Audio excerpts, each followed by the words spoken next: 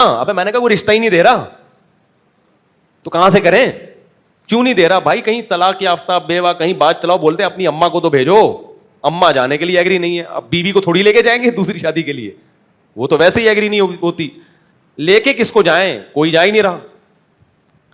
तो बहरहाल फिर मेरे बड़े भाई को हमने गैरत वैरत दिलाई थोड़ी सी, बड़े भाई को ना, उनको उस वक्त तो थोड़ी सी गैरत आई, जब शादी के बाद मसाइल आए हैं ना, तो वही उन्होंने भी मेरे ऊपर नजला गिराया, यार इसने मरवाया, मुझे भी इसने मरवा दिया।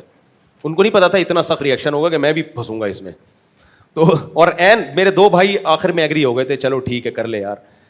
एक भाई ने बात की जो मेरी अहली है ना, उनके वालिदैन से, हाँ चले ठीक है, अब करेगा तो ये, उनको ये डर था कि यार अगर मैं इन्वॉल्व नहीं हो तो पता नहीं कहाँ कर ले जाके, ये कोई आड़ा तिरछा कोई खानदान में कोई ऐसी चीज़ ना हो। वो राजी नहीं थे वो भी, लेकिन वो इसलिए हो गए कि यार ये ढीठ आदमी है, ये करके छोड़ेगा, तो अब अगर हम इन्वॉल्व नहीं हुए तो पता नहीं